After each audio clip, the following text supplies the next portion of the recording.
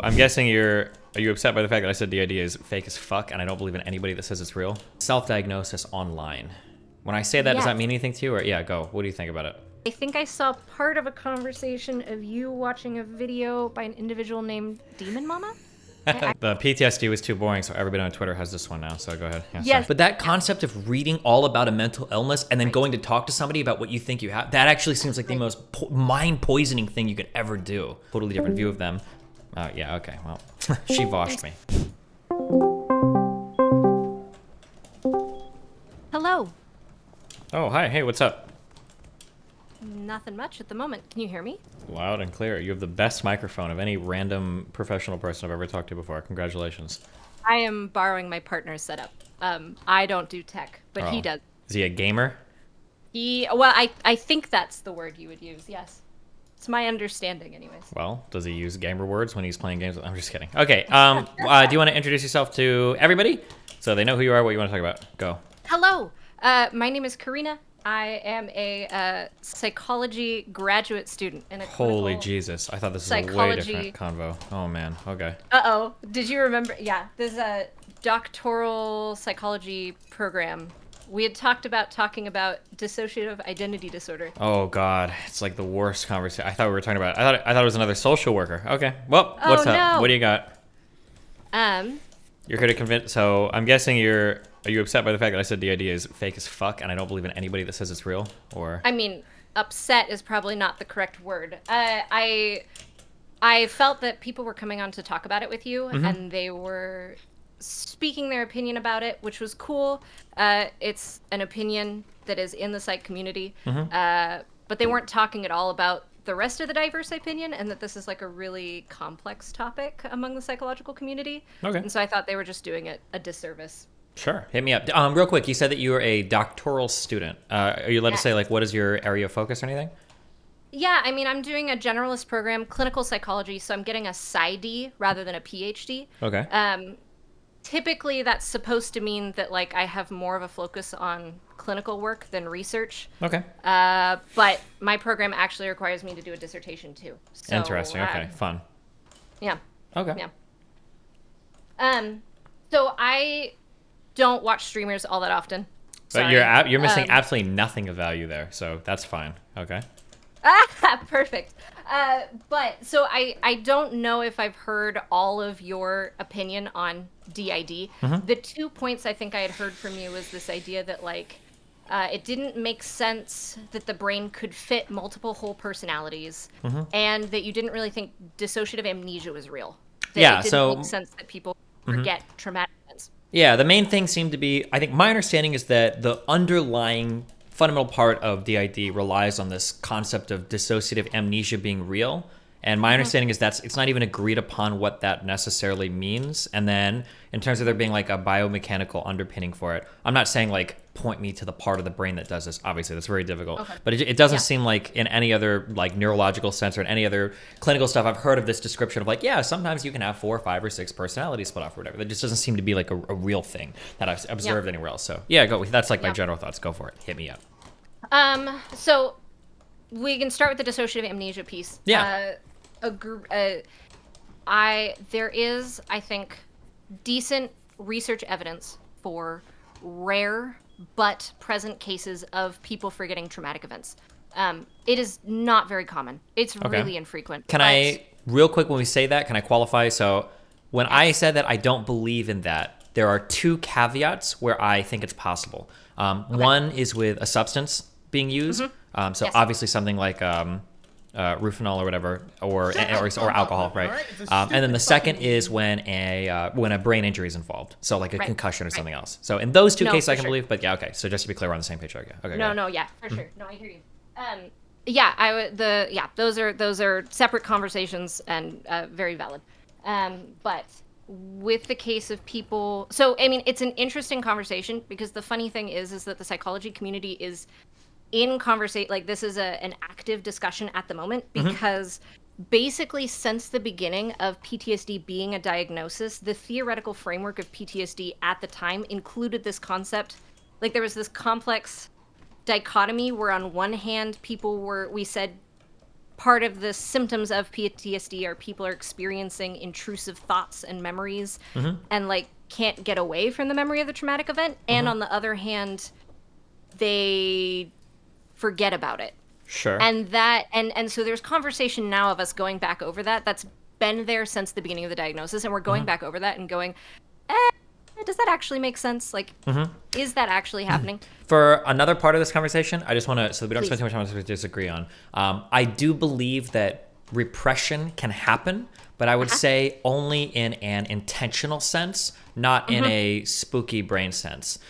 So for instance, there might be a conversation that I had with a girl that was incredibly cringy, and I try my hardest not to think back on it. And maybe over the period of months or years, eventually I forget it happens. And then somebody will tell me at some point, like, hey, do you remember that conversation you had with Sarah? It was really cringy. And they're like, oh God, I remember. And it's horrible. I think that that type of repression is possible. I'm only clarifying this so they won't spend time talking like, oh, obviously I agree that's a thing, right? Because I don't want to sound like I'm backpedaling later, right? But I don't believe where it's like, I had a conversation, it was actually so horrible, my brain repressed it. I didn't even want to forget it, but my brain did it. And then like a few months later, somehow I'm getting triggered by things that I don't understand or don't remember because my brain automatically repressed this memory that I didn't even want to forget, right? So I think repression can happen to some extent on an intentional level, but not as like a spooky brain magic thing. Yeah, okay, go for it. Yeah. Well, so I guess what I would say is that most likely this is it happens very infrequently, and so the amount of research on it is small. But that the places that is happening, I'd say you're basically hitting on it.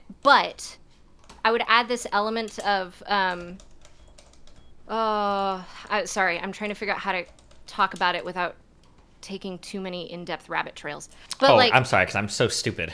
Okay, yeah. No, dumb it down for me, okay? I'm sorry. No, just some of these conversations then take another 20 minutes. Give us the 20 minutes. That's fine. Because when I'm on stream, okay, when you're not here, I'm saying D&D, or not D&D, I'm saying DID is some fake fucking shit, okay? It's bullshit. So this is your chance to make me look, not make me look dumb, but it's interesting because you mentioned this in the beginning, and I'm not trying to discredit you or anything. Maybe you've heard of this or not. I've heard in the beginning that one of the complaints that researchers had about the DSM-5 was some people felt like it overrepresented on the clinician side and underrepresented on the research side. And that's why I've heard some argue that that's why things like DID are in the DSM-5 and it's so highly contested. So it's interesting, not to say that what you're saying is right or wrong, but it's interesting you came in on the clinician side to defend the concept of DID. And I'm curious where the research, I guess, will end up on that. But it's interesting. Yeah, go ahead. Yeah, no, for sure. I agreed. I too am interested.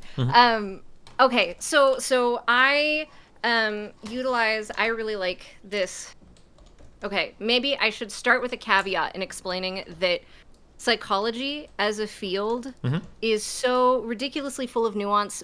You're never going to find psychologists do not agree on anything. Sure. Basically anything.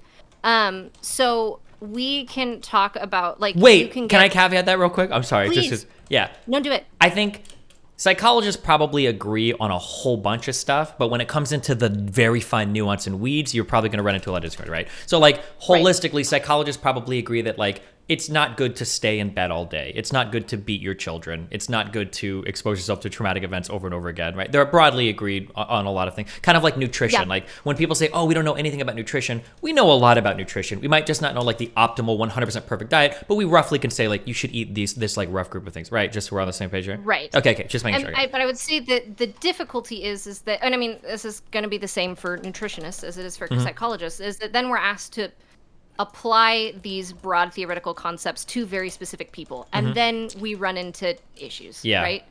It doesn't, like, no, it's probably not great to stay in bed all day, but if you have, cystic fibrosis and it's incredibly painful to move, then I'm not going to necessarily go up to you and say, well, you should figure out how to get out of bed Sure. during the day when you're in crazy amounts of pain. But okay, so backtracking then, I like polyvagal theory, which is this neuroscience look at how our brain responds to basically fight or flight response. But the important aspect of that the polyvagal theory spends a lot of time talking about is the freeze response on top of that.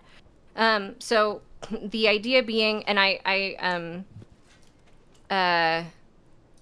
don't take this personally if I end up seeming like I'm dumbing this down too much. This is a You're conversation totally I have a lot fine. with clients. Listen, half the people on the like, internet call me high a school Nazi, and the other half call me a pedophile. So nothing you say is going to be as offensive as that. So don't worry, you're good. Okay. Go for it. So I talk about opossums play dead, right? But that's not actually a choice they make. That is their nervous system overriding their body and forcing them into this death-like state. Okay. Humans do similar things on a spectrum. So this is the terrible, horrible example, but very salient. We hear a lot of reports of individuals speaking to incidents of sexual assault and finding themselves in the moment not being able to fight back. Sure. And that is your brain overloading into a freeze response. Okay. So in periods of stress, I'm not a neuroscientist, Sure. so some of this I'm vague on. But there's the vagus nerve and parts of your brainstem get involved when you feel unsafe. When the brainstem part of your brain feels unsafe, which is not always like the rational frontal lobe, like actually evaluating a situation, isn't necessarily involved in that. The brainstem says, I don't feel safe in this situation. And at first, that activates like adrenaline and the fight or flight response. Do I need to fight to get out of this? Do I need to run? But then if you can't get out of it, if the brainstem determines you can't get out of it or whatever that looks like, you can escalate into a freeze response. Sometimes that looks like actual kind of body shutdown. Like the brain and the body disconnect and you're not really in the driver's seat anymore. Okay. Something that I've heard about this that always looks really weird when you see this on video, but I've heard this explanation before, is if you ever watch two animals that are fighting to the death, occasionally like one will just kind of be like just standing there chilling. They might like kind of like reach down, smell the grass a little bit, and they're kind of looking around, even though like half their stomach is falling out. And you'll see a lot of comments where people are like, how is it not like in agonizing pain or screaming or whatever? And it's because that it's like that freeze response where it's just like they walk around for a little bit and they don't have yeah. When I talk to high schoolers about this, I have the analogy. I say your brain is hitting the do not disturb button on your body really hard. Sure. Kind of this protection. It's an attempt. Your brain is attempting to protect you. I can't get you out of this. Your body has to be present, but you don't have to be. Sure.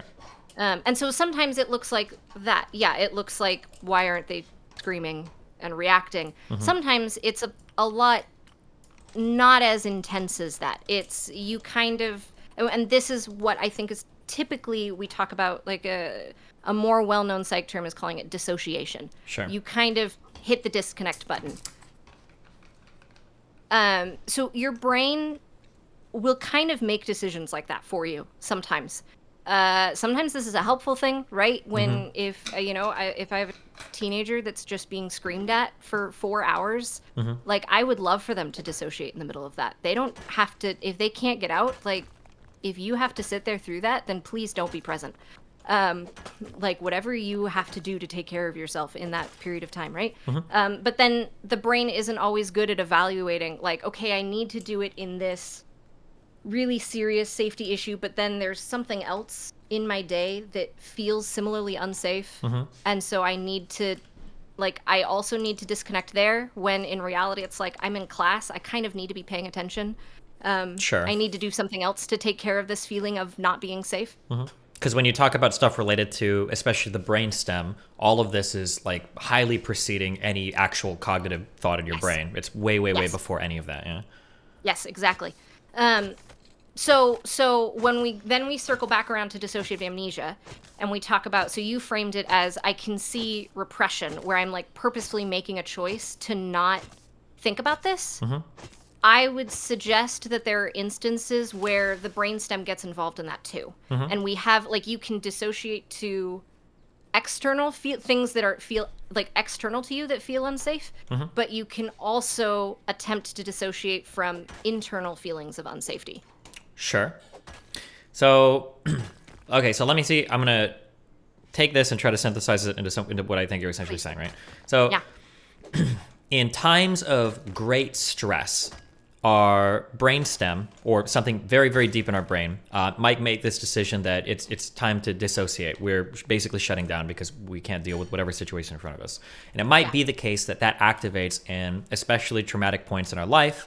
And if that were the case, then we could theorize that there are traumatic moments in our life where we're undergoing dissociation, where we're basically not codifying anything into memory. So we're enduring some sort of traumatic event, and as a result of our brain dissociating, we lose the ability to record those memories, and we just don't have a memory of them. Kind of like that. No, but I mean that's a. Okay, go ahead. Okay, hit me up for the. So where do we get to the dissociative amnesia part then? I guess you had it all right, except I'm positing that later that in the moment, I don't think it's possible to dissociate enough to not encode the event. I think the event is in there. I think you have the memory. But I think that later on, the remembering of the event is so internally stressful that your brain avoids remembering the event. Okay, so it's almost like a hybrid of we choose not to remember it, and we don't choose not to remember it because it's so traumatic. So it's kind of like somewhere stuck in the middle there. Sure. So when we talk about forgetting, I don't think that the memory is actually gone. I think that we lose the ability to pull it to the forefront of our brain. Sure. So I think that when given this account of a dissociative amnesia, I think I can get really close to buying that. And I will admit that it's perhaps me falling victim to sensational stories. I think the problem that I run into is that oftentimes, and psychology students are not I don't mean you, but obviously when we tell stories, right? How do we talk about the brain? Well, let's talk about Phineas Gage, who had a fucking thing launch, right? We always talk about the most sensational stories, right? When people talk about DID, it often comes in the case of I forgot all of these events, there's a whole other world. It's not just a singular traumatic event, where I think this explanation I could almost get on board with, but it's a huge collection of things, a whole other world that you've kind of buried in your mind. And then that makes it harder for me, I think, to get on board with that. Because it seems like we're at a much more cognitive level of connecting a whole bunch of different things together that are highly symbolic. Yeah, okay, got it. No, for sure. And that's so. Then talking about circling to DID with that, I do think I think you're right. I think it does get a lot more complicated. There is I got really curious in planning to have this conversation, and I did research, and I found a really interesting article where they did so there's two different kinds of remembering. There's retrieval and there's recall. Okay. Retrieval being you say what did you have for breakfast this morning? And you have to pull up from all of the things you've ever eaten for breakfast. This morning I had a bagel. Versus recall being, I'm going to give you a list of 3 things. One of the things is going to be correct. Which one is it? Yeah, and our recall is so good, and our retrieval is so bad. So the example I was given in psych class for this is if I were to tell you to list every movie or video game or show you've ever played, you might get less than half. You might But if I give you a list of everything you've ever seen, you'll get 99% or whatever. Yeah, the way I remember. Yeah, okay, I know what you're talking about. Go ahead. Exactly. So they did a study with, I don't remember the number. It was small on the DID persistent side, fairly understandably. They took individuals with at least who identified as having at least 2 different personalities. They took individuals that they prepped and trained and asked them to pretend that they had DID, and then they took normal participants. And they asked them, they showed different personalities, different stimulus, and then they went back and they asked the other personality, do you remember? They asked them to retrieve what personality A was exposed to. And then they asked the other personality what to recall what the other person, right? So it was just tell me what it was that your other personality was exposed to, and then pick, here's a list of option A or B, which one did personality A get exposed to? They were really bad at retrieval, but they were actually pretty decent at recall, significantly better at recall than the individuals who were faking having DID and the normal participants. Okay. Well, and the normal participants didn't have another stimulus. That one was it, but yeah. So there seems to be evidence that consciously these individuals don't remember the events, but it is there. Mm-hmm. I don't have a cognitive explanation for that. I have no idea. Sure.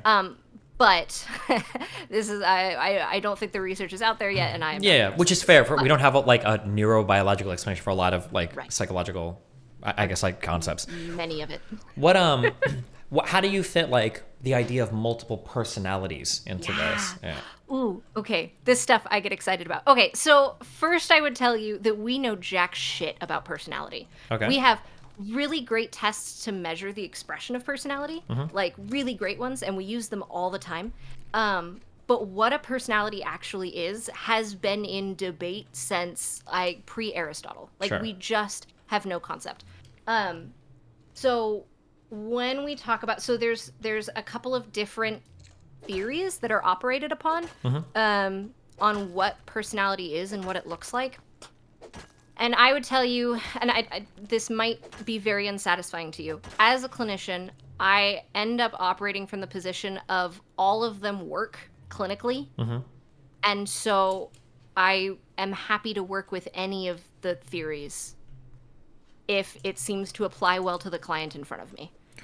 Sure, because we're not really looking to solve or do something at some fundamental biological level. We're basically just treating these as different frameworks or lenses through which we can analyze problems and then work towards solutions. So you'd pick the best tool for the best. Yeah, okay, sure. Yeah. So one of the operating theories on personality, I don't think this is the official term for it, but it's the one I've pieced together. Is the concept of the braided self. Okay. It's this idea that you are, as a person, an amalgamation or a weaving together of you as you were at basically all of the points in time in your life. Who you are now is you as a 6-year-old and a 25-year-old and a 28-year-old and it's you in different emotional states. It's you angry and sad. And so different points in time in our life are going to draw upon different threads of this personality. I picture a yachting rope. You know, the yachting ropes that are woven together of 25 pieces of thread versus 3. Gotcha. One of the best. So different points in time in your life are going to pull on different pieces of this thread of your personality. Okay. One of the great examples I have of this as you seen any? I'm sure you have the videos of adults. You think the quintessential internet video right now of an adult 50-year-old man throwing a fit about being told to wear a mask in a grocery store, and throwing themselves on the floor and being dragged out of the store. I understand what you're saying. I have a lot of customer service experience. Well, before I got into streaming, and I view most adults that way, as acting that way all the time. But I understand what you're saying. Yeah. Okay. So sometimes, presumably, at least for the number of people that we see these videos of, these are individuals who have functional jobs, right? In other places in their life, they're a functioning adult. But sometimes you hit on something that pulls out the 6-year-old in them. And they throw a 6-year-old temper tantrum. And this theory of personality talks about the idea that in some ways we're literally pulling on the 6-year-old in them. Gotcha. Okay. Okay. I don't think I buy this one, but I understand where you're coming from. Is the next stage of this that basically, if we look at somebody with DID, there might be a series or a connection of disjointed things that we've repressed that in certain emotional states we can draw from, which essentially kind of creates the illusion of a separate personality? Or no, or this isn't, and this is I'm going to be honest in that a lot of this is coming from me and my understanding rather than this isn't. Yeah. Okay. Yeah, this isn't a topic that's talked about too much. But the idea being, okay, so we are working on the DSM-5 is constantly in flux, right?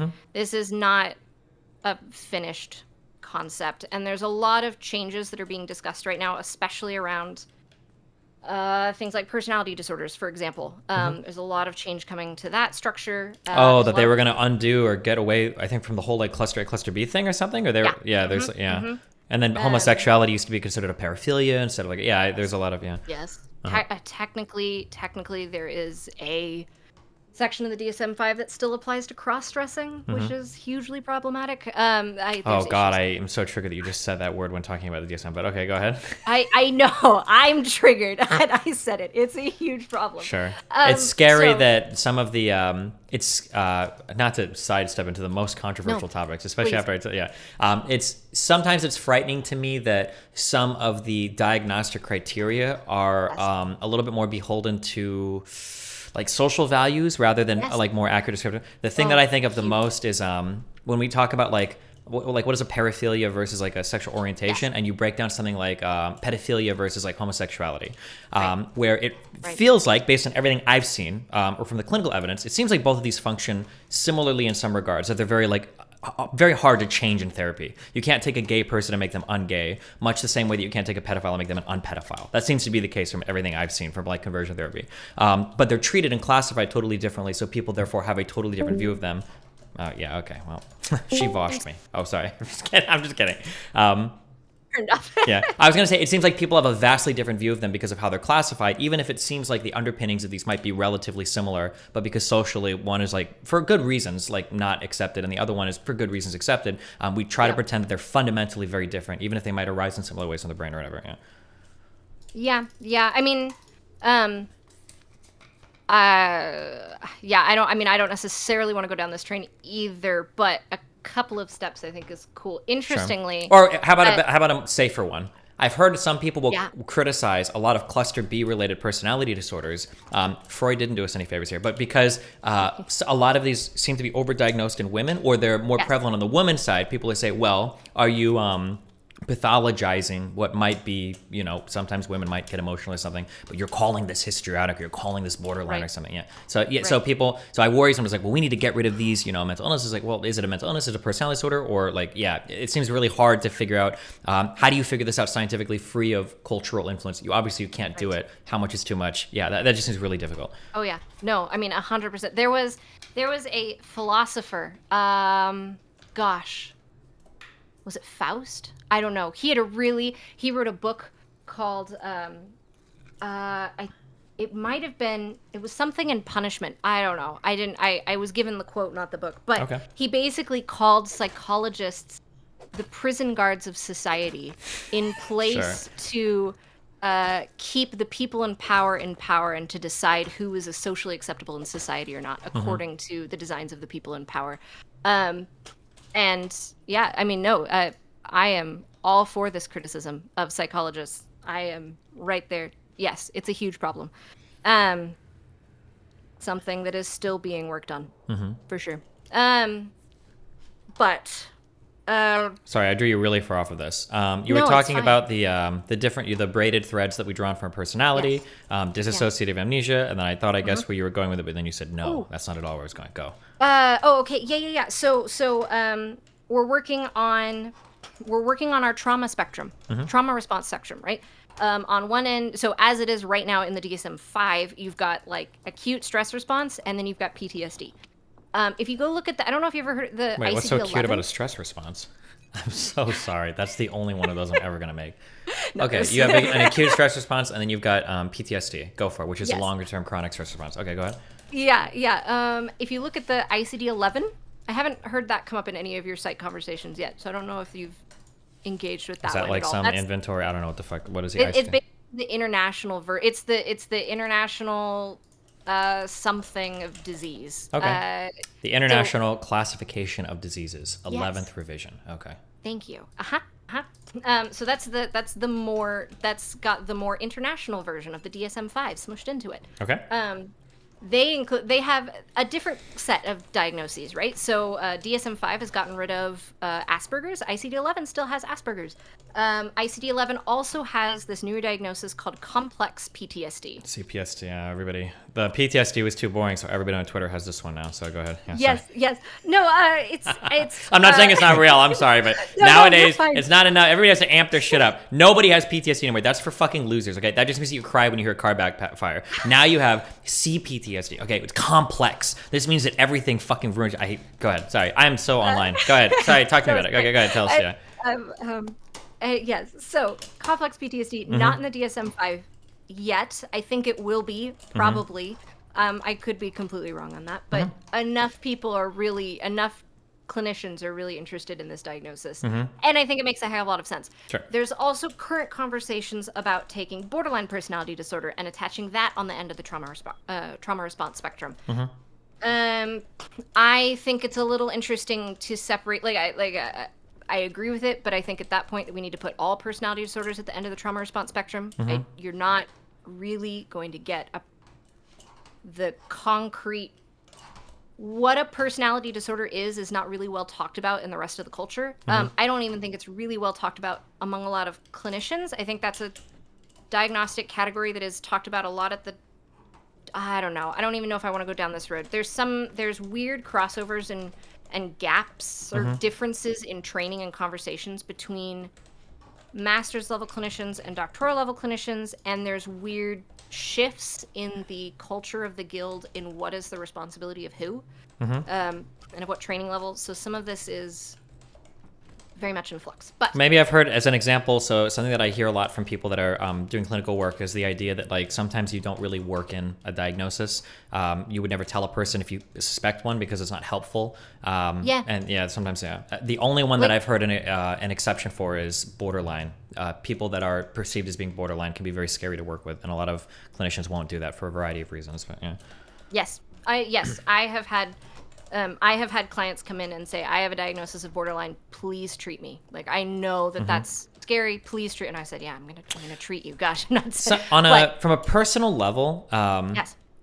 I really don't, if I was a doctor, doctors are so much easier than psychologists. I don't mean that necessarily, but like, I can scan your body and look for a tumor, but I don't have to rely as much on your self-reporting. But if I was working in a clinical environment and somebody came in and they said, I have X disease, or personality, I feel like I would never want to treat that person. Because if their self-assessment is incorrect, I feel like you have to spend so much time trying to move them off of that. And then I would have to start to wonder how many of their behaviors were self-inflicted. My son has really bad ADHD, like rolling around on the classroom floor, like super horrible ADHD. And when I was doing the research for it, I started to notice a lot of things where it's like, I didn't know this was part of ADHD, and I kind of wondered for myself. And then something I kept wondering was like, if I was to go in to get a diagnosis for ADHD, I wouldn't even trust myself to do it because I know the responses that I should give to be more indicative of it. And this is with me being super cognizant of it. I couldn't imagine if I was like a little bit less aware and I was like, oh yeah, I do. It's like the, there's actually a name for psych students where when you read something in a book, you start self-diagnosing. Yes. that concept of all, and I like that more information is available to people, but that concept of reading all about a mental illness and then going to talk to somebody about what you think you have, that actually seems like the most mind poisoning thing you could ever do. Right. Yeah. No, it gets super complicated. People come into my clinic for assessments and they're like, I want to get tested for ADHD. And I have to explain, I can't test for ADHD. I test for everything. And if ADHD pops up, great. If not, like, I'm gonna have to tell you what I find. And this, it does get interesting. And that's, so, I mean, you're hitting on an interesting point because, so the DSM-5, it's not from psychologists. It's from psychiatrists. And that, I think, is part of the root for why there's such a disconnect and why there's such complexity around how we use the DSM-5. I thought for different parts of the DSM-5, I thought there was a lot of different like coordination that goes into. Yes, as it is in a modern day setting, there's plenty of collaboration and coordination. The origins of the diagnostic model that the DSM-5 is based off of comes from psychiatrists. Like our entire structure of diagnosis as it is right now comes from a medical model. Like psychiatrists go to med school. And so it is kind of like you talked about, right? You do a scan for a tumor, right? You go into the doctor, you say, here's my list of symptoms, right? And then the doctor does a test and looks and sees, oh, look, you have COVID molecules, right? You have COVID, right? We found the root cause that are causing these symptoms. And there's like important, and I'm not going to demean that at all. There's incredible complications in that, right? But we did the same structure for psychological diagnoses, right? People come into there seems to be a predominance of people coming, like a statistically significant number of people come in talking about feelings of hopelessness and changes in their sleep pattern and eating pattern, and weight, and they don't enjoy things they used to enjoy. This seems to be a common theme. We're going to call it depression, and we're going to assume that at the root of all of these symptoms is the same thing. Sure. Really interesting research that is still very much in the beginning stages, but just kind of came out within the last year or two. They started doing a bunch of MRI scans on individuals with depression. It looks like there might actually be 7 different kinds of depression. Sure. So this reminds me kind of a lot of the discussions around autism that, especially as we've grouped more and more things into autism. So you mentioned earlier about Asperger's, right? It's no longer, that's not our thing anymore. Now we just call it all autism spectrum disorder. Right. And right. Even but for only that, in the DSM-5. Yeah. If your insurance works with ICD-11, then you have Asperger's. Sure. Okay. Yeah. But even when it comes to ASD, people aren't sure if that's one disease, a collection of diseases, if it arises from, people aren't sure how much is genetically influenced, versus. Right. And then I'll be honest, our testing for ASD is dog shit. Excuse me. Depending on the severity, I guess, of what we're talking about. If it's extreme, yes. I think early on it seems like it's a bit more. Yes. Yeah. Depending on where you would quote unquote fall on that spectrum, our testing is more or less helpful. Anyways, going back 8 steps, where were we? Psychologists wanted to treat things like like diseases, like medicine, like doctors. Medical model versus right. So we don't. But how was I connecting that back to DID and trauma? Trauma response was the important part, and then we ended up on some sidetrack. If you don't mind, I'm going to go all the way back to the trauma response spectrum. Go for it. I don't remember how we got there. I think you said we were doing a lot of work on re-understanding trauma responses. You brought up CPTSD, which was part of the the DI whatever 11 and not the DSM. Yes, ICD-11. Yes. Okay, thank you so much. Yeah. I had a long day of work before this. Nope, you're fine. But so. Okay, so now I'm going to pull in with I'm going to attempt to explain some of these trauma responses, these trauma response diagnoses from the framework of this concept of the braided self. Okay. So if we picture this yachting rope, right, that is your personality and development of as a person over time, right?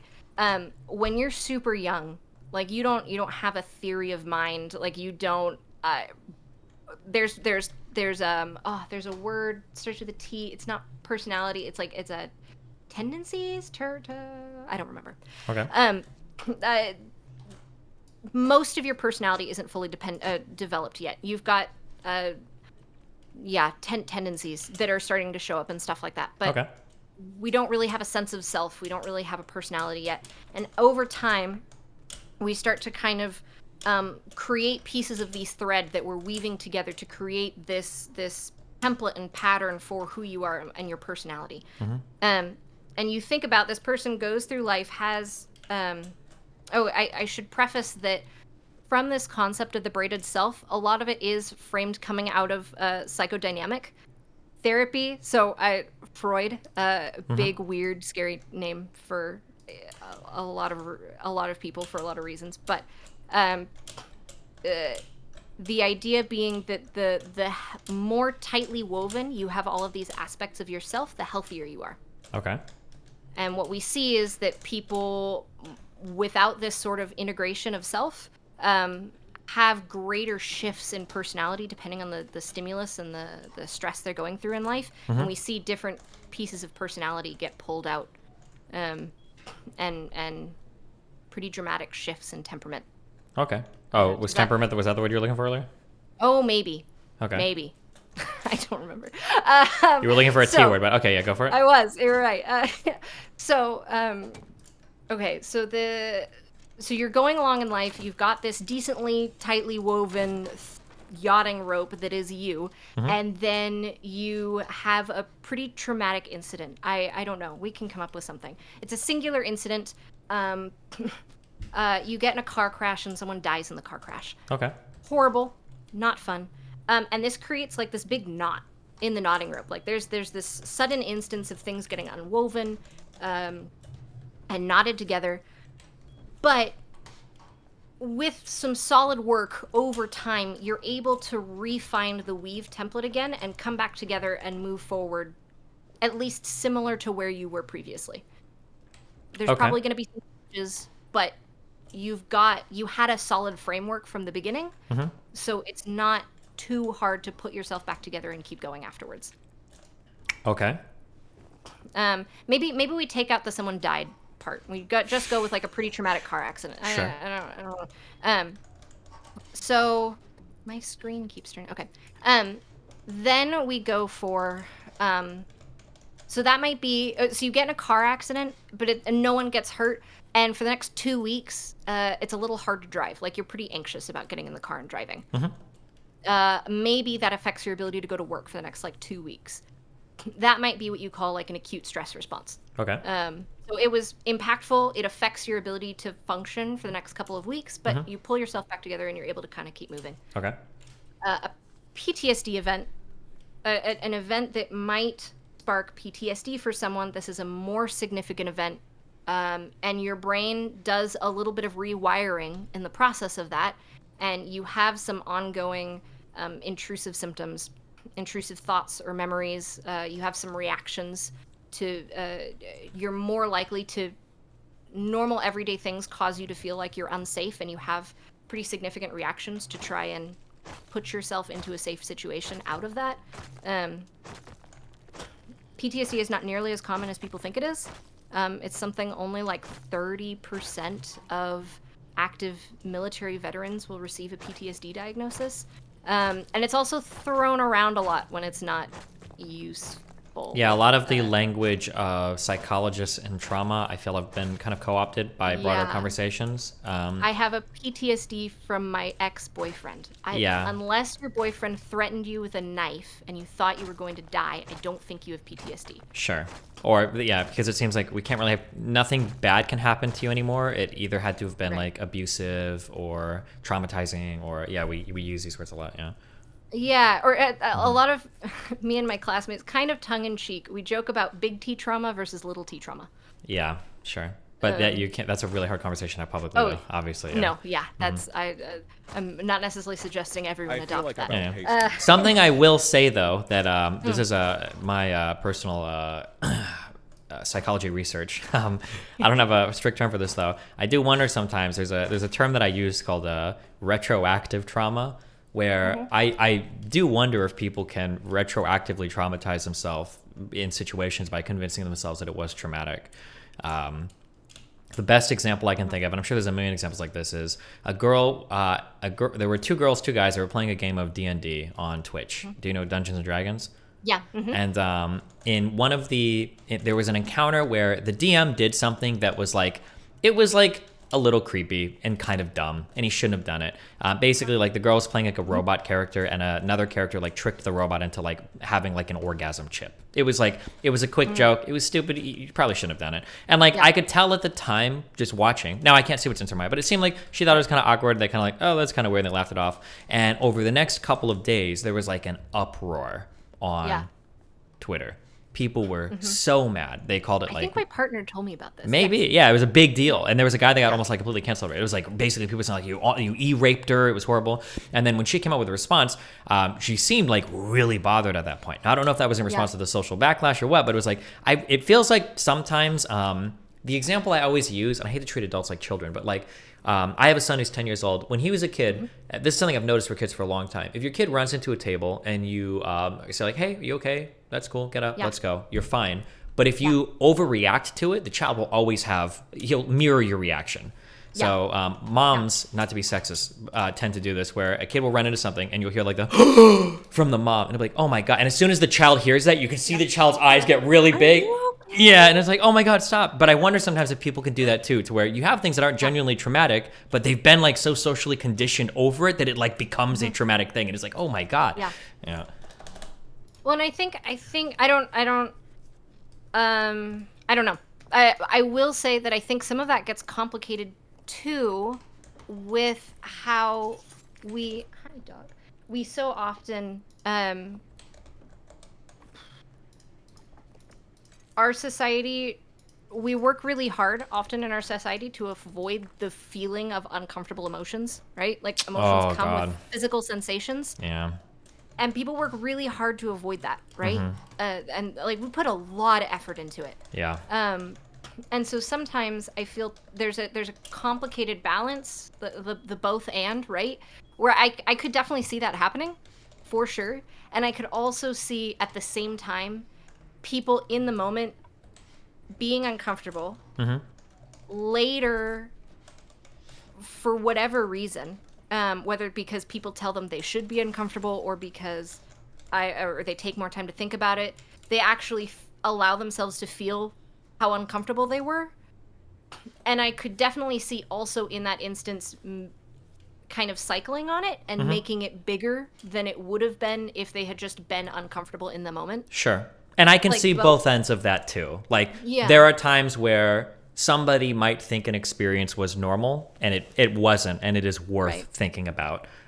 Yeah, that definitely happens. Although something that is so important, and it's hard to say this without sounding like I think sometimes adults get into this weird world where they're like, I suffered in some way and now you have to suffer too, almost like a hazing mentality.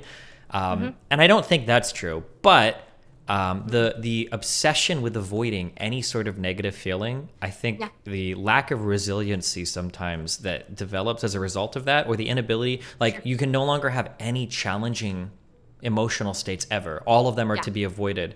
And then you end up in this world where you're over accommodating people, where people don't realize like, well, accommodations, even for people that have trauma, can be negative, right? Over accommodating is like is a disease almost in and of itself. You'll fuck with somebody really hard. But now we massively try, like when people are putting trigger warnings on world history classes, it's like, well, hold on, wait a second. Like what like a normal human being should be able to endure a history course without getting triggered. Like something is wrong there, at that point. Yeah.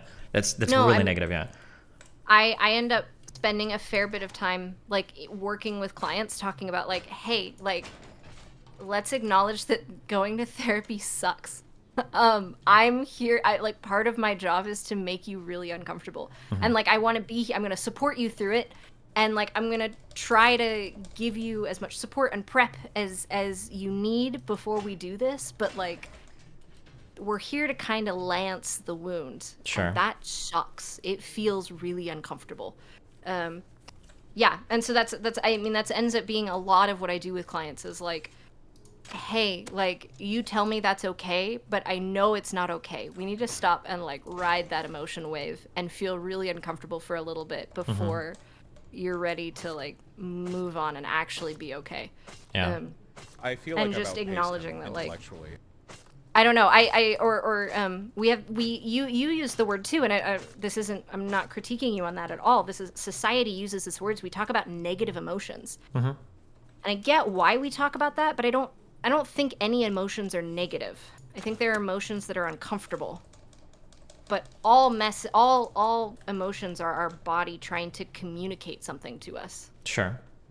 And I don't think there are. I don't know. You can argue me on that if you like, but I don't think there are any negative emotions. There's well, I mean, we probably agree that there are some negative emotions. So, like a negative emotion, I think a trauma response by definition would probably be a negative emotion because it's an emotion that we try to seek to remove because we realize that it's negative. So when our body is giving us a response that doesn't map onto reality very well, or it causes us to have a maladaptive behavior, that's something that through CBT or some other framework we're going to try to like get rid of because we realize that emotion doesn't serve anything positively, right? Maybe I don't know, or maybe you wouldn't call that a negative emotion.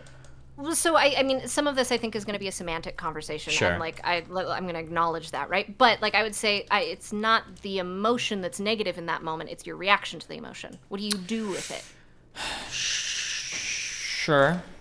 But isn't part like so if we're working through like a CBT framework, isn't our goal to change the reaction so that we can change the thought so that we can change the feeling eventually? Isn't that kind of the goal? So like let's say every time we see a man and we're scared of a man because of a traumatic experience we had earlier in life with men, we would recognize that this is a bad emotion, our thoughts about it are bad, and our reaction to it is bad. Well, if we can slowly change our reactions, we can have different thoughts, and then eventually we can get rid of that emotion. We don't want to feel scared every time we see a man. Don't we try to remove some emotions that cause maladaptive behaviors?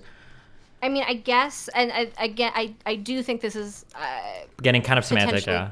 Or it's going to be clinical semantics, yeah. But I would say I'm not trying to. I would say likely, if you're scared every time you see a man, you're scared because you haven't worked through the trauma yet. You haven't worked through why you're scared of a man, and so I'm not really looking to. My goal isn't. If you come to me and say, like, I have a boss who's a dude, I need to not be scared of him anymore, I need to function, then, like, yes, I'm gonna, like, in that point, the goal is changing the fear, or at least reducing the fear. But even in that, I don't think the fear is bad in and of itself. I think it's making your life really complicated, and I think we need to change that. But I think that the fear is your body kind of letting you know, hey, like, that's your brainstem saying, other times you've been in situations like this, they were really unsafe. I think we need to be really careful here. Yeah. I think I can kind of agree. The only thing I'll put, I think in a conversation with you, I would agree. The only reason I would push back on that, broadly speaking, is I'm sure you've heard this, that like you can understand something without condoning it, right? Yeah. It feels like we've moved away from that. Now, if you understand something, you're necessarily condoning it. So when we talk about like somebody might be afraid in a certain situation, the suggestion that maybe that feeling ought to change is oftentimes met with hostility, kind of because of the reason you said earlier, is because it's necessarily going to introduce some uncomfortable thoughts. It's going to be uncomfortable. Yeah. It's going to suck. Whereas if you accommodate it forever and you say, well, it's not negative, that's just how my body does, blah, blah, blah. But I understand that's not how you're using it. So like in a conversation with you, I wouldn't mind describing it. Yeah, but I could see how other people No, that's valid. Yeah. That's part of this having a conversation in front of the internet is weird. It definitely changes some of the context. But I understand what you mean. Anything that you have a quote unquote negative thing is technically an opportunity for growth, or there's something that you're not addressing, right? We wouldn't call like a pain in your body a negative pain and try to ignore it. We would say, well, what's causing the pain? We need to fix this. Right. Yeah, sure. Right. Yeah.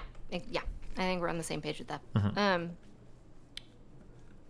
But wow, that was really sidetracked. Where were we? So doctors analyze things in a certain way, and they wanted psychologists to do it. You were talking about trauma responses. Oh, we were talking about the braided self in response to trauma. Braided self, yes. Right. And we were talking about PTSD, and we were talking about CPTSD. Got it. Yeah, and they were talking about yep. So yeah.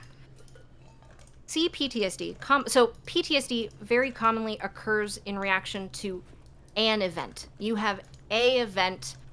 Pretty specifically in the DSM-5, it lists that like that event causes you on both like a frontal lobe, like rational thinking, and a brainstem part to think you're going to die. Like this is a very traumatic event, but it's like it's one event.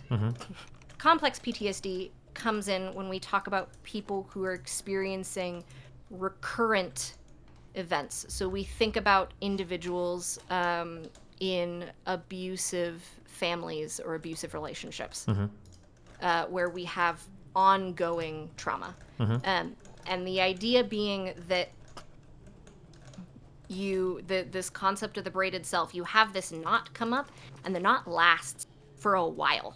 And when you come out of, eventually, hopefully, you're able to get out of that situation, and you're no longer experiencing these traumatic events. And that pretty drastically changes the weave of your yachting rope. Coming out of that, so the idea being, so if we're gonna come up with hypothetical situations, some of this is gross, dark, not fun talk, but I think it's important and relevant. We talk about so if I'm gonna come up with like a situation ripe for creating complex trauma, right? I might think about someone who an adolescent, maybe 15 years old, who starts experiencing sexual assault in her home for a number of years, right?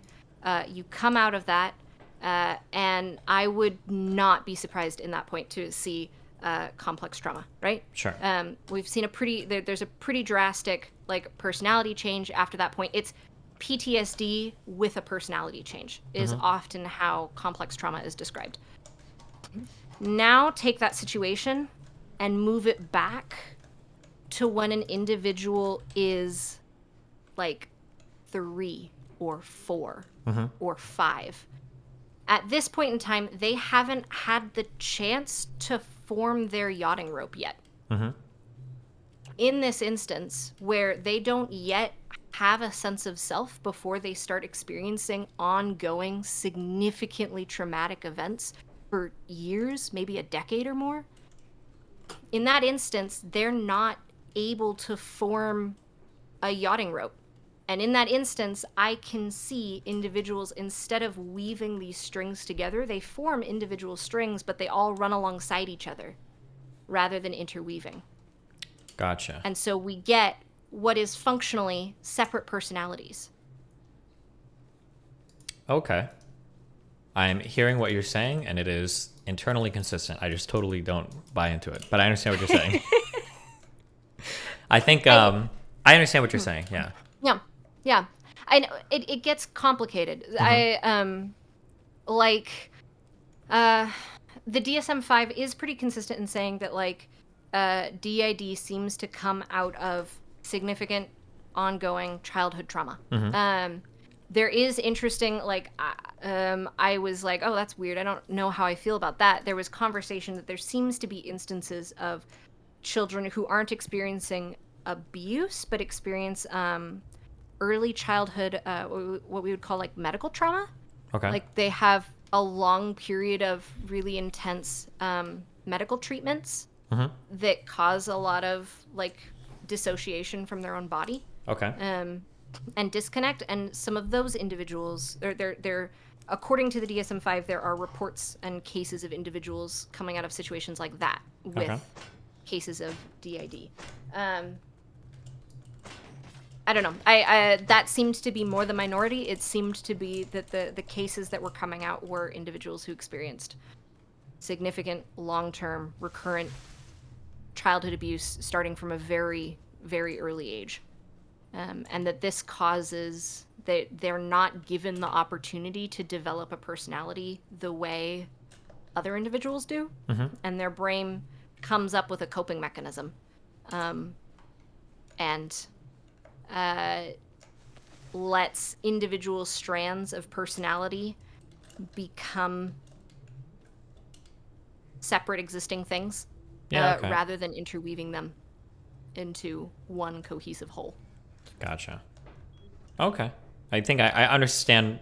I understand what you're telling me. Sure. Okay. Well, and I would, I'm certainly not going to come on and talk about any specific cases of people saying they have it or don't have it on the internet. I have absolutely no concept. Sure. I would say that this is going to be incredibly rare. Like that is. Yeah, like the Discord servers or the TikTok servers full of like hundreds of kids that all have. Yeah, it's probably something else is going on. But sure. Yeah. Yeah, and I'd say that we have that a lot. Like there's a lot of diagnoses that the symptoms overlap. Like a lot. I think about how it is really, weirdly, it's really hard to diagnose the difference between ADHD and a trauma response. Sure. They end up looking really similar, and it gets really complicated. Oh, I noticed that there were, for my own son's behaviors, autism and ADHD even seem to have some overlap as well, even some of the ways that they would treat it, yeah. Yes. Another common one for a while was ADHD and childhood bipolar disorder. That had a lot of weird overlaps where we suddenly, childhood bipolar became a bit of a fad diagnosis, and we had a spurt of childhood bipolar diagnoses. It kind of jumped up pretty high. Yeah.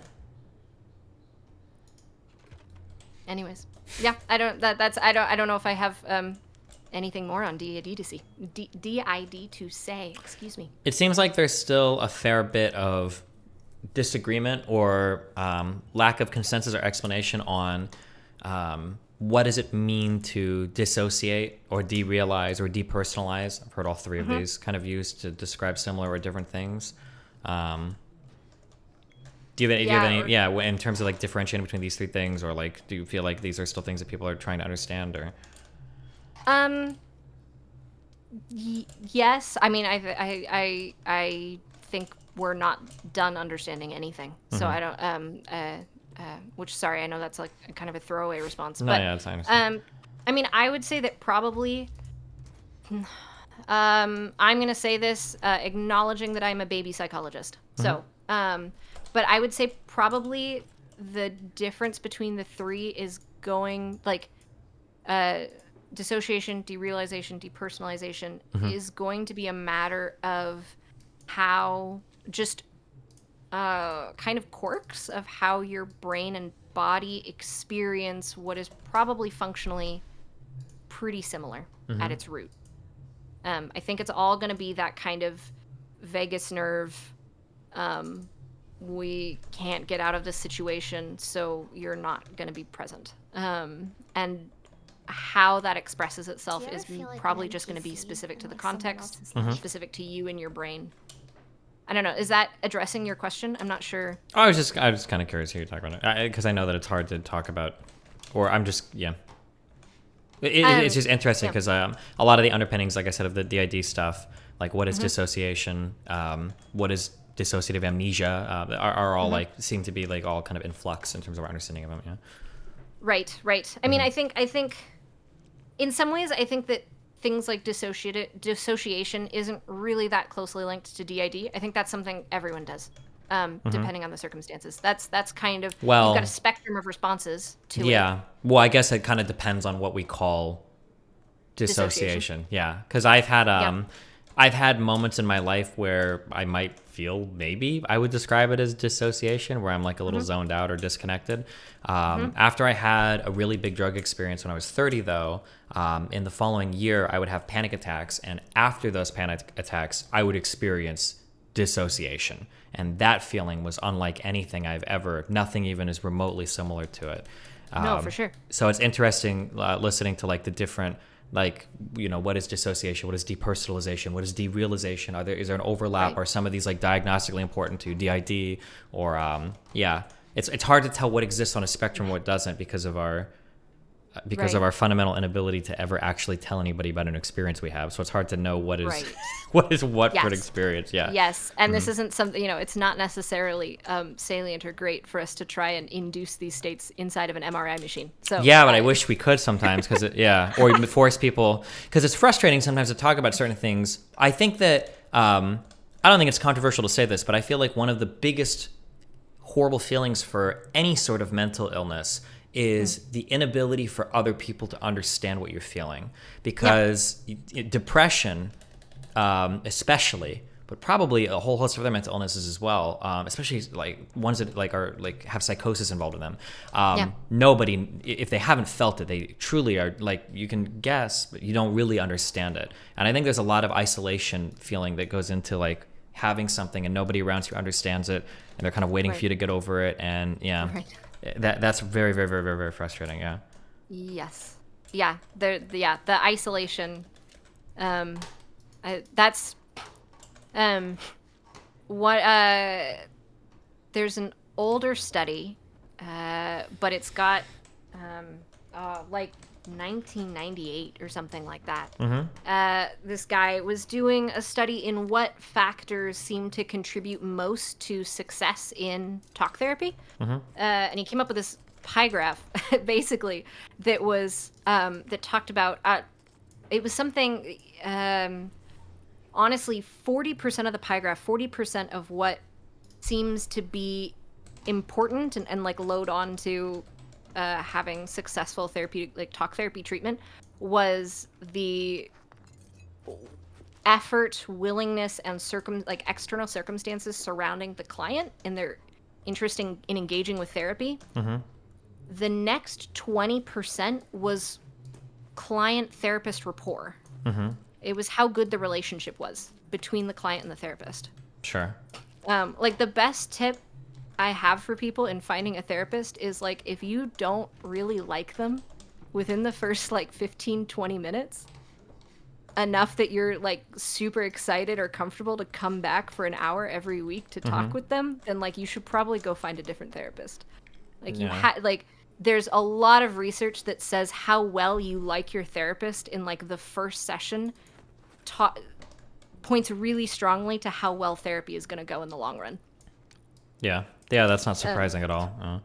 So there's a lot of like half of my training is like what does it look like to authentically build a relationship, like an important, solid, but weirdly one-sided relationship with someone in an hour a week. I was gonna say the thing that sucks the most about this too is this is absolutely unhealthy practice for therapists themselves, because this has got to lead to like the worst kind of caretaker burnout. Because the reality is, it might be over half of the people that you see won't recover or get better or make progress. And if you are working on building genuine connections with people, that's gonna like start to like there's gonna be an accumulated scarring there of negative, which is We get this conversation a lot. It's there's solid possibility for we were talking about like re-traumatization and stuff. There's it's not unfortunately not uncommon to see there's a technical term for it, but it's like vicarious trauma. Yes. Therapists can, if they're not careful, experience vicarious trauma, where they end up kind of taking on the trauma responses of their clients.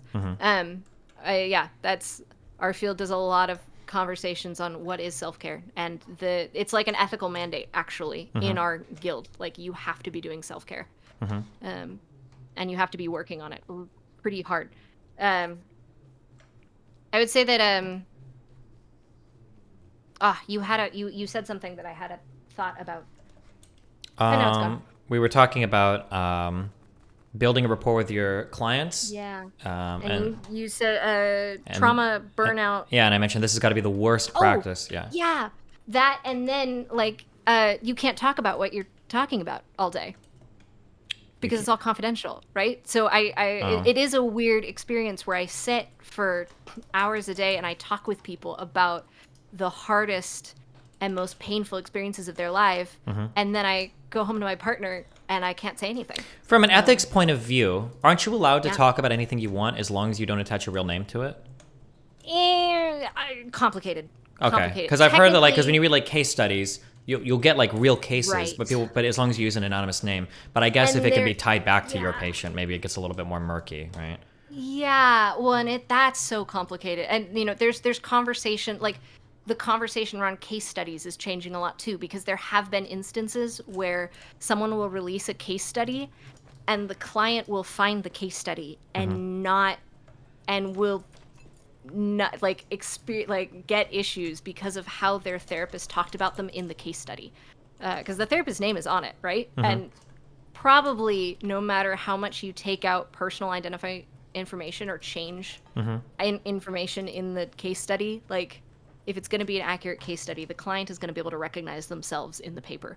And there being issues with clients recognizing themselves and feeling really hurt or offended or betrayed. Sure. Although at that point, I feel like you could almost blame the client, where it's like, maybe if you have these issues, you shouldn't be reading stuff like this as a possibility. Because there's probably very few unique clients, right? So it's like, I am doing a case study on a girl that was sexually abused by her father when she was 9 years old. There's probably a lot of, unfortunately, people that could read that and relate to it and think like, oh my God, is this about me? Like, not, like, so I don't know how valid that is. Yeah. Maybe in truly unique cases it could be, but.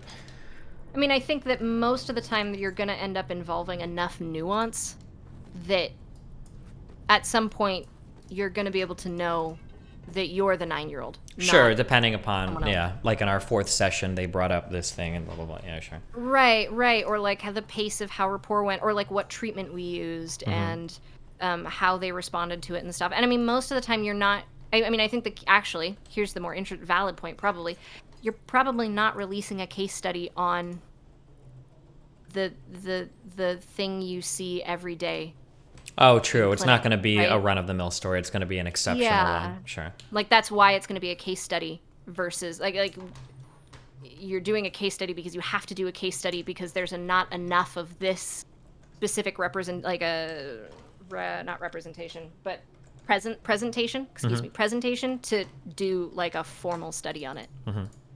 If you had 12 people, you could actually just do a study and then de-identify all of it and have numbers to talk about rather than a case study.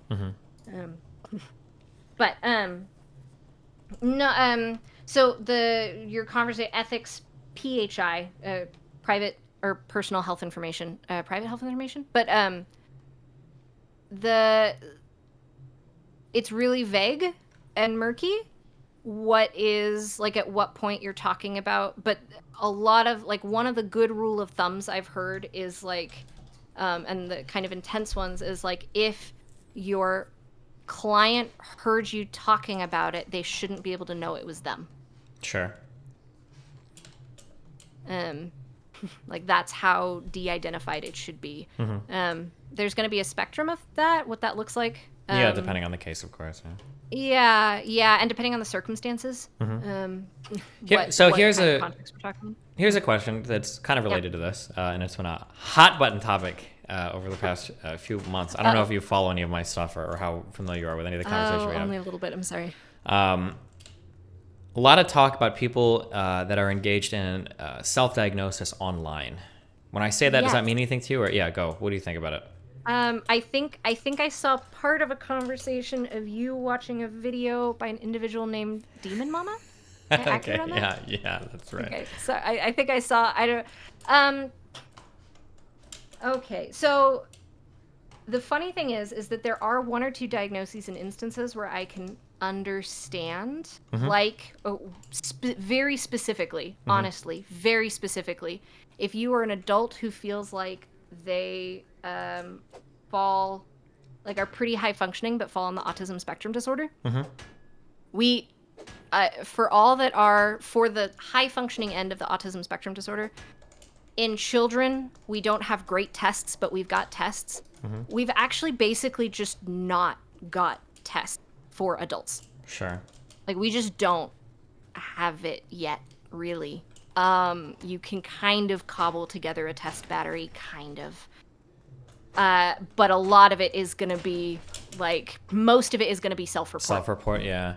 Do you feel like you fit these criteria? Because I guess my guess is going to be that for people that are lower or higher, I guess, on that spectrum, they're going to have been so adaptive in their behaviors that anything externally is not going to appear. They're going to be masking most of the, like, when they're putting a lot of effort into tests, we're not going to be seeing the symptoms that they're internally experiencing because they're so good at hiding it to function in society. And that's a really difficult like, it's difficult to engage with questions about who you really are. Right. Because I have so many weird interactions with people online. Sometimes I'll wonder about myself about certain things related to like ASPD or autism, because I feel like sometimes I think differently. But it's hard to be cognizant of these diagnoses, and then it's hard to figure out how much you're masking, and then it's hard to figure out how much you truly feel, and then it's hard to figure out how much that is off the. There's like so much going on where it's like there's like two worlds. Either one, like a person could truly be very far off the spectrum, but they're very good at masking, and they kind of think that like most people do in some ways, and you just don't really know it. Or it could be that a person is actually truly super within the norm, but they know so much about the masking and everything, they're not really sure if they're engaged to some very deep level of self-deception, and it all gets like really weird. Yeah. Yes, I'm exactly. And I mean, this is part of the complication with like how psychology uses diagnoses. But I'll tell you that I know a number of clinicians that don't use diagnoses. Like, why we use diagnoses and what they're useful for is up for a lot of debate, and a lot of clinicians will use them differently. There are plenty of clinicians. I know plenty of like clinical sites. Like, I was trained, like my primary diagnostic training was by a clinician who says we are very conservative, not politically, but like in diagnosing individuals. Like, we're going to find one diagnoses that fits all of the symptoms. If you are missing symptoms or if something that doesn't fit, you're probably not doing a good enough job diagnosing. Keep working at it. But I know other sites where they will slap on as many diagnoses as they can get fit, with the goal of, the point being, like, having a specific title attached to your medical chart is going to increase your ability to get specific kinds of care. Unfortunately, yeah. And this was actually the most common thing that people would email me. So I had one person come on and she talked about how, this is a long time ago, she said that with her practice, they don't like to diagnose people at all. And she said that because oftentimes people will get trapped by a diagnosis, or a therapist will be more concerned. If you feel like a therapist is trying to diagnose you instead of genuinely understand you, it's a very alienating, I had multiple supposedly therapists, psychiatrists, psychologists email me back, and they said, this is a really cool thing in like an idealistic vacuum, but sometimes people's insurance or like work time off or whatever requires a diagnosis for a medical prescription sometimes, whatever. So you kind of have to engage. I wouldn't even say sometimes. I'd say most of the time. Most of the time, insurance will not pay for talk therapy care or medication, what have you, unless you have certain diagnostic codes attached to your medical chart. And so, like, it's a weird game. So that site that's like that I know of that will slap on as many as possible, the mentality of it is, this will get you the care you need. We can always take these diagnoses off later. The goal is never to leave them on there. Yeah. It's always for them to let us get you the access to the care you need and then take them away. The hardship is that the rest of society doesn't get that part of the conversation. And so all they see is, wow, I have 7 different diagnoses. I'm really messed up. And it's like, well, So this is, I had a take similar to this, and I'm curious on how you think or whatever, and I guess some people feel differently. I always feel like the goal of therapy should be to not be in therapy anymore. Like, you don't want it to be like an infinity thing. And sometimes, and I made a joke, it was kind of half joking, maybe a little serious, but I'm like, if you've been with a therapist for like 10 years, like, man, what's going on there? Like, yeah, it's kind of like when people talk to me like, oh yeah, I've had a really good chiropractor. I've been seeing him for like 7 years. Like, it sounds like they're not good at whatever they claim to be doing then, because what the fuck? But yeah, it feels like some people look at therapy as like an infinity thing where you're just supposed to do it for the rest of your life. I guess how is your So this one is funny, and I have a complicated thought process on it. On one hand, as opposed to the braiding stuff that was like very simple earlier. Okay, cool. Yeah, okay. Yes, exactly. So, I mean, on one hand, if someone is coming in and saying, I have a very specific symptom that I would like assistance with, I want this symptom reduced, help me reduce, right? Like, you're going to see your PCP and you're having trouble taking your diabetes medication regularly, and they go send you to the behavioral health clinician to work on building a plan to increase how often you take your diabetes medication. Okay. You're maybe going to go see that behavioral health clinician for 20 minutes, maybe 3 times. That's it, right? And that should be all you need, right? If well, I'm not going to put should on it, but like, hopefully that's all you need, right? And there's plenty of other places where, like, you're having an adjustment period and we're going to see you 4 times and provide you the support you need in this period, and then you're going to be good to go. I would say, so I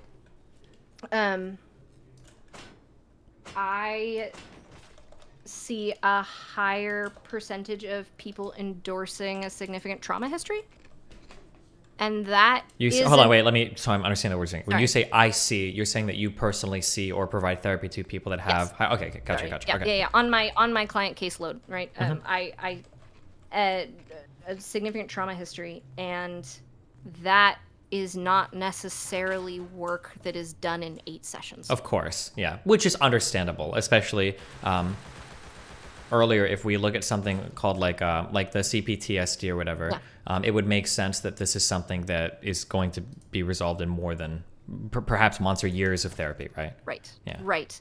And then weirdly, like, and this is very much a personal opinion, but I kind of think that a future would be really interesting, not where, okay, well, so first, let me preface, I know a psychologist who never terminates a client.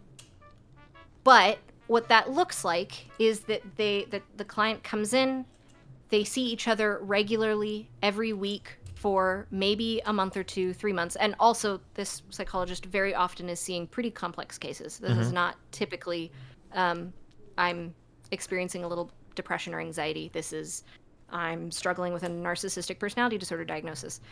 Things like that, right?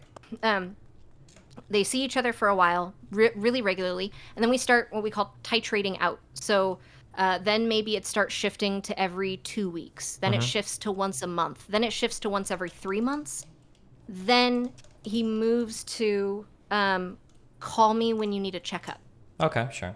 And he'll almost functionally become kind of the family psychologist, and you just come and check in when you have something pretty intense happen, maybe trigger one of the long-standing issues you've been working on with this psychologist, and you go and kind of get a refresher, touch base, and then go off again and move on. And so he never closes a client file unless the client like asks, like, I'm done seeing you, take me off close my file, I'm done. But with that frame in mind, I can picture a future or a society where we kind of view, like, maybe you do a bit of more regular work at some point in time, but then you kind of visit a psychologist the way you do your doctor for a wellness check once a year. Sure. Yeah, I mean, like, that model makes sense to me. Now, I don't think most people, when they talk about seeing a therapist long term, don't seem to be talking about that. But if that is the case, obviously that's probably fine. Well, I think you have a point that there's some people that will see a psychologist every week for an hour for 7 years, and at that point, I am having some questions about, like, okay, what is this psychologist actively helping you right now, or are they your safety crutch? Yeah, that's it. It feels more, it's like a relational hole that you should be getting somewhere else. Like I have somebody that will actually listen to me once a week for an hour, and I can talk to this person basically. Yeah. Right. And I think people get, because it is a weird relationship, right? Like if your therapist is doing their job, you don't really know a heck of a lot about this person who you go and tell, like, the deepest parts of yourself to. And people who otherwise don't often experience super healthy relationships will think that this is the ideal relationship, when in actuality it'd be cool if you could then go out and find, like, partnerships with people where there's equal sharing and equal vulnerability and actual emotional intimacy versus what is a real relationship and an important relationship, but it's not a normal relationship with a therapist. Something that I talk about sometimes on stream that I think is kind of funny is when you see really crazy people, that's a really derogatory term, but like people that are like serial killers or do like some pretty off the wall, out of the normal bounds of society shit. Oftentimes when they go into interrogation rooms and they're so eager to talk to cops or whatever, it seems like during interrogation they give up almost everything. Something that I bring up a lot is that it seems like for a lot of these people, this is true advice for like dates or friendships or relationships, people really like to talk about themselves. And I wonder for some of these people that are going in to talk to the police, if the reason why they're so keen to do it is because this is the first time in their lives potentially that they have somebody that is actually truly like invested in every single thing they have to say. Like this is the first time they found somebody to listen to them. Yeah, I mean, I think that's a solid possibility. There was a bunch of interesting work on like brain scans and stuff, factors that go into. It wasn't just serial killers; it was people who have committed murder. And there were like 5 common factors that came up. It was like a 10% smaller amygdala,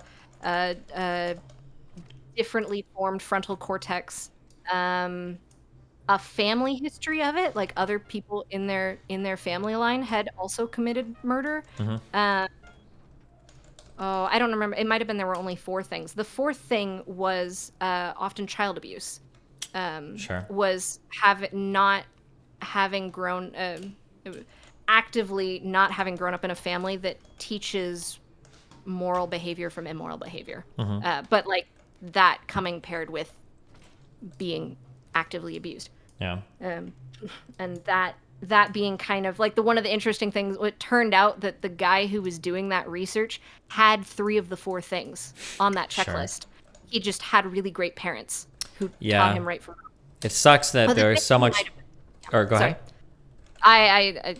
I possibly the 5th thing was technically a psychopathology diagnosis, but I don't remember. That's not important. Yeah, I was gonna say it sucks that so much. It's hard to draw out, like, to tease out like what causes what too. For instance, so when you talk about like the, I imagine well, I guess we probably do know decently what the size of an average amygdala is because we probably cut into a lot of people that are just donating bodies to science and whatnot. Yeah, But when it yeah. comes to like having a reduced size, like does the reduced size of the amygdala cause other things, or is it just like having a certain type of childhood as a result of yeah, that environment causes a reduction in the size of the amygdala, like stuff like that? Yeah. Right, both and. It's the nature versus nurture debate. Like, what is something that is a function of biology that you popped up with, and then what is a function of the environment you've grown up with? Most of the time, the answer that we're coming up with these days is always both and. Yeah. Like, it's an infinity sign feeding into each other. Yeah, I had I used to debate people called, I don't know if you've ever heard of somebody called a race realist. Yes. Yeah, people that are very, very big believe in differences between the race. And there's a guy called a professor at Stanford called Robert Sapolsky. I imagine you've probably heard of him. No, but I. Oh, okay. Please go on. He teaches a lot of like evolutionary biology and stuff like that, and it was in a lot of like biology related stuff. And something interesting that I picked up on that course, and I try to import this on or export this to every person I talk to, not like you, but like my audience or whatever, is the nature versus nurture is such an unbelievably stupid question, and it doesn't exist. There's no such thing Right. as nature versus nurture. Like every gene necessarily expresses itself in an environment, and the sooner you Right. wipe that distinction from your mind, the better understanding Right. you can have of the complexities of Yeah. And yeah. Oh, okay. And then this is.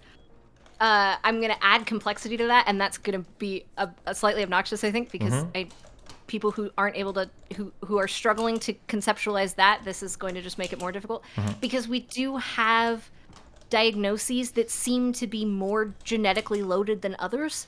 Sure. Schizophrenia, I think, is one Yes. that's like highly genetically Yes. heritable. Yeah. That's one of those, like, if I have someone coming in and starting to report, like, what we call premodal symptoms, so early signs, one of the first questions I'm asking is, do you have someone in your family line with a diagnosis of schizophrenia, or a family member living in a cabin off in the middle of the woods somewhere, suspected or unsuspected, suspected or actually diagnosed case of schizophrenia in your family line? And if they do, like, I'm going to do actual testing, but that's the line I'm going to start looking down. Sure. That's the Yeah. path. Of course. Yeah. Same with bipolar disorder. Bipolar disorder has some pretty high genetic loading. Yeah. Yeah. Here's a question. Yeah. A little bit loaded. I really don't like when people talk about. I don't like it when people talk or think about themselves as functions of their diagnoses at all. Yeah. So, for instance, and obviously it's hard for me to tell somebody don't do this, but like whenever I ask somebody a question or whenever I inquire about behavior or anything like this, and somebody says something like, oh, like I can't do that, that's really difficult for me because of my ADHD, or like, oh yeah, I kind of like that, but being bipolar, it makes this hard. Sometimes I wonder if like these are used as like crutches too much, or it's like an ability to avoid. Yeah. How do you feel about that in terms of people like framing conversations like day to day or whatever through their like a particular diagnosis they might have or something? Yeah, that's one of those funny things. I mean, I agree with you, and I can see situations where I don't. Right. So, like, I do think that a lot of times, like, again, going back to this concept of diagnoses are based on a medical model, but it's an incomplete model because we don't really know the causes of just about anything. And so, when someone says like, well, I have depression. It's like, well, okay, we have a spectrum of symptoms that are expressed that you seem to be expressing some number of, but what that looks like for you and what the root cause of that is could be completely different from the next person on the line with depression. Like, this is a lot of the time, if I give someone a diagnosis of depression, it's because this is a framework and a lens from which it's easiest for me to find a pathway to treat you rather than because I'm looking at you and saying, I'm guessing there's some biological switch in your brain that is flipped to on, depression on, right? And so people are like, I have depression. And it's like, well, you have a set of symptoms that we have given frequently that expression of symptoms the name of depression, but what that means is going to be entirely specific to you. Do you feel like you ever run into people where you get pushback on where, I don't want to say they're shopping for a diagnosis, but like they're very convinced that they have a particular thing and you might not feel like part of what they describe, they're either going too much by the book or it feels like, or depression and anxiety is one of the big ones, because that's something that's kind of, in conversation in society, it's become kind of watered down. And so there are individuals, and that's one of those things where it's like someone will come in and they're struggling and therapy will help, but in order to get them the therapy, they need the title of major depressive disorder, even though they probably don't, like they maybe technically qualify, but their version of qualifying, like fitting the checklist, quote unquote, is not the same thing as the person who can't get out of bed. Sure. And so I have the person who's closer to at least somewhat, like, I can't get out of bed, and I tell them, well, it seems like you're experiencing depression, and they say, no, I have a friend who experiences depression. That's not enough to express my internal distress. Sure. And then it's like, well, it is, but it's like a spectrum. Like, I get it. Like, I get what you're saying. You have very bad depression. Like, but there's not a category for that in the DSM-5, right? Or I'll get the opposite, right? I'll get people who will be like, oh, I can't have anxiety. I have friends who have actual anxiety, and like, I'm not that bad. And I'm like, well, I think this is a good expression of what you're experiencing. It's just maybe they have a worse version of it, or maybe they're expressing it outwardly where you bury it all inside. And so I don't know.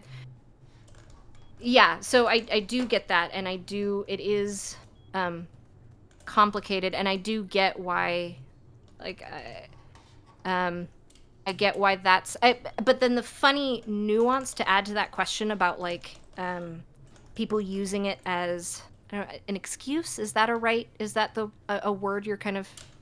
I guess not maybe an excuse, but maybe like, I guess excuse is like a really weird, that's a really derogatory way to say it, but like as a way to avoid basically having a challenging experience, or kind of like this is like, it less, rather than like this is a state of mind or a temporary stop of my life, this has become like an identity, basically.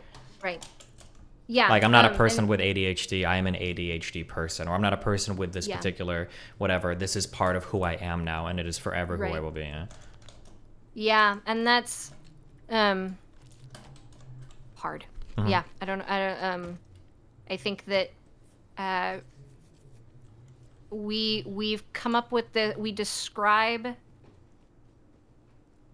there's this complicated balance where we're trying to describe, like, because if in society, if we're trying to make space for an understanding around, like if I have a teenager who's experiencing symptoms of depression, and I have mom and dad who don't really believe in psychology, and they're like, why no, my teenager's just moody, like they're just